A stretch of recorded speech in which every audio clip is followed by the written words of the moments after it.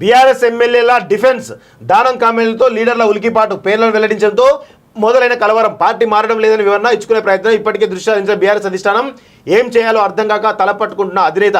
ED దాడులతోనూ గులాబీ ఎమ్మెల్యేలు గుబులు అంటూ ఒకరిని చూస్తూ ఉన్నాం. సో ఇప్పటికే చాలామంది వీరిండు పేర్లు ఎవరెవరి పేర్లు రివీల్ చేసినా ఒకసారి చూడండి. ఇగో చూడండి, ఇక్కడ అరికపొడి గాంధీ, జూమ్ చేసుకో, ఇగో కాల యాదయ్య, అరికపొడి గాంధీ, గూడెం మైపాల్ రెడ్డి, ముఠా గోపాల్, సుధీర్ రెడ్డి, వివేకానంద్, కొత్త ప్రభాకర్ రెడ్డి, ప్రకాష్ గౌడ్ చేరుతున్నారని హైదరాబాద్ సంబంధించిన సరౌండింగ్స్లో ఉన్న వాళ్ళందరూ చేరుతున్నారని తెలుస్తుంది. వీళ్ళు కాకుండా మళ్ళీ అంబర్పేట ఎమ్మెల్యే ఆయన చేరుతూ ఉన్నాడు. ఇక వీళ్ళందరూ కూడా ఒకరు తర్వాత ఒకరు దాదాపు 10-15 మంది చేరేటువంటి అవకాశం అయితే చాలా స్పష్టంగా ఉంది.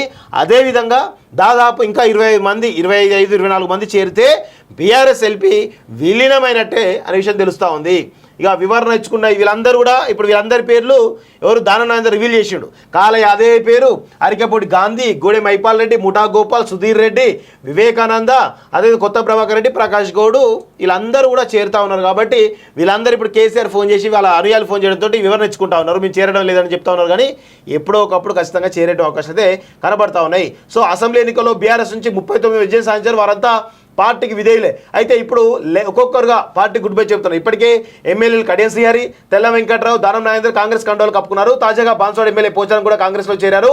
అంటే పోచారం శ్రీనివాసరెడ్డి చేరాడు అంటే ఇక మిగతా వాళ్ళు కూడా చేరుతారని మనం అనుకోవచ్చు. సో ఇక వీళ్ళందరూ కూడా ఇక కేసీఆర్ అయితే ఇక అందులో నో డౌట్. నిన్న ఎవరు మన ఉప్పల్ ఎమ్మెల్యే బండ లక్ష్మారెడ్డి కూడా పొంగులేటి శ్రీనివాసరెడ్డిని కలవడం జరిగింది. ఆయన కూడా చేరుతున్నట్టు చాలా స్పష్టంగా తెలుస్తూ ఉంది. సో మొత్తానికైతే పెద్ద ఎత్తున ఆపరేషన్ బీఆర్ఎస్ అనేది పెద్ద ఎత్తున జరుగుతున్నట్టు తెలుస్తూ ఉంది.